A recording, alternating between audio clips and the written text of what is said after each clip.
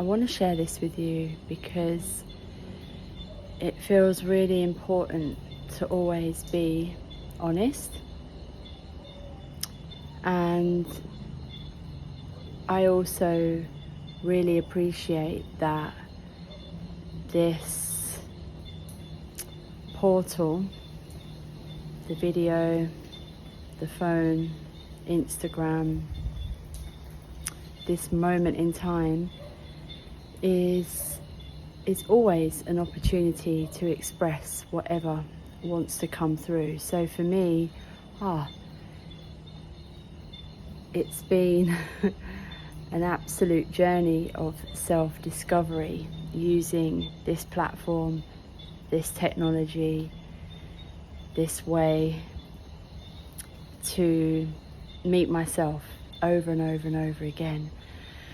And there's always that point, right? That point of,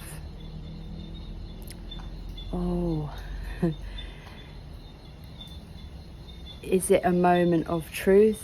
Is it a moment of shadow? Is it a moment of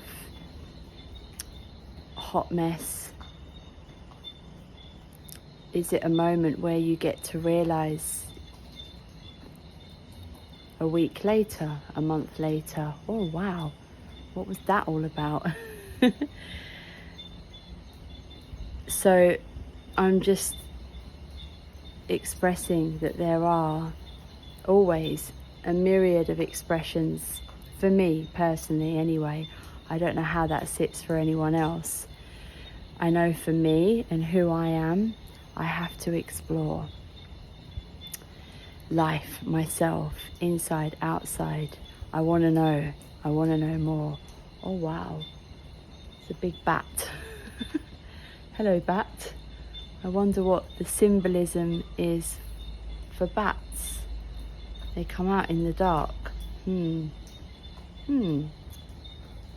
Well, I'm just about to share something that's been really hard for me, and I want to share it in the hope that it brings some light to whoever needs it. And it's about the contrast of what I've experienced. So I've gone through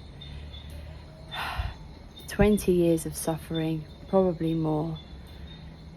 Chronic stress, bulimia, eating disorders, bulimia, binge eating, emotional eating, taking drugs, alcohol, overworking, no boundaries.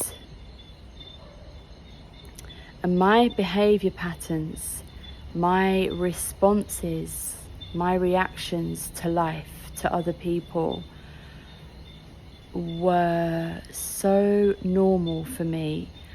I got used to that way of being, but it wasn't normal. I promise you, it was not normal. Because once I got through that and I learned about somatics and mental health and psychology and the mind-body-soul connection, movement, and all the lifestyle practices that I now know that can move me through tension. I'm just going to stick with that word. It's tension. Anything tense in the body, in the mind, overthinking, and the way that the nervous system responds to triggers, other people, life. So the overreacting, the overthinking, the way that we might go towards a coping mechanism. It's like it's out of control. For me, it was like that.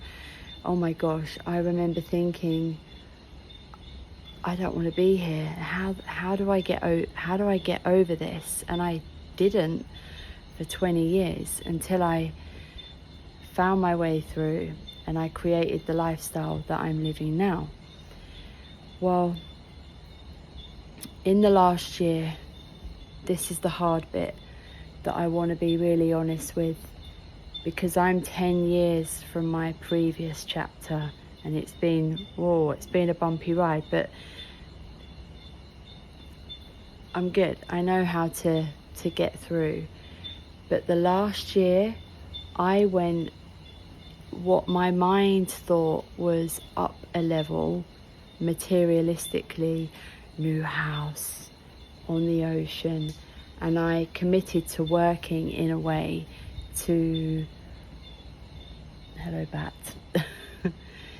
to support that lifestyle. And mostly this was for my dog, because here in Vietnam it's really hard to find anywhere for the dogs to run around because they all live outside.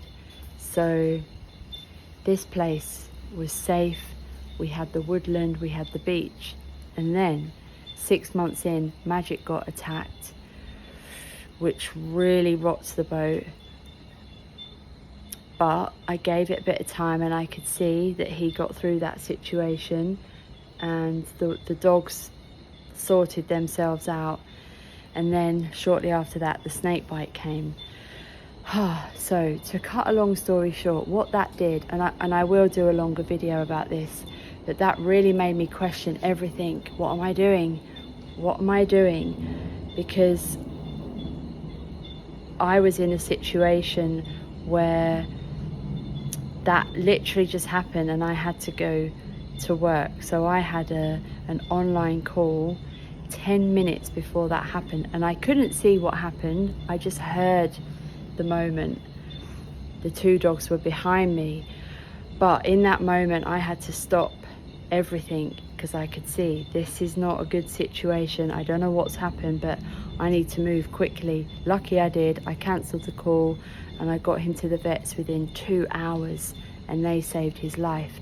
But me getting him in that time saved his life. So prior to that, I was getting all of these symptoms that I was working through, regulating myself through: short breath, tingly fingers, headaches, sleepless nights, the jumpy. I was dropping things on the floor and being really jumpy, like it was aggravating me. I was really like, it was that tension. And that's what I want to share with you. That was my nervous system screaming at me that this is too much. So I took on too much, and then the snake bite happened, and without any hesitation I made the move. But could we have moved sooner? Maybe. I was not listening in the way that I now know that I need to more.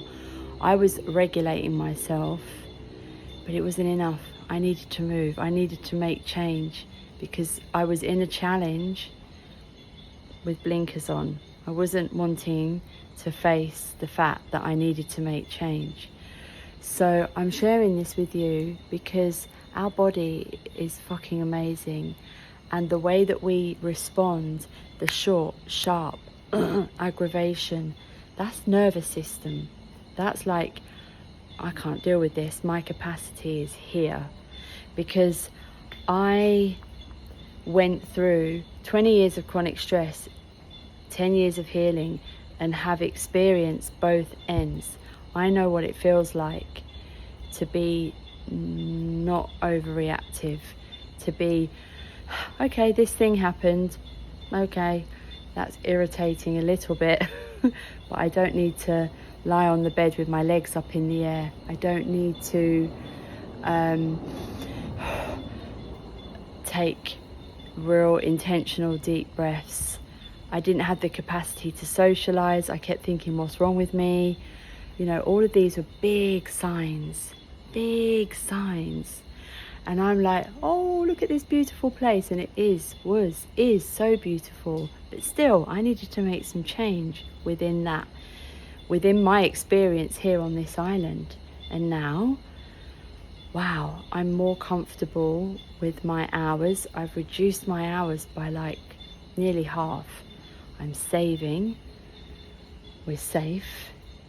But the thing is, I've listened and I've made the change, and that honouring is what changes everything here, because your body senses that, we're safe. Yeah, we are. We can breathe, we can sleep. So give yourself some grace and know that the frustration, it's not normal. You don't need to put up with it. See it as feedback, really important feedback. And there isn't anything wrong with you. It's important feedback.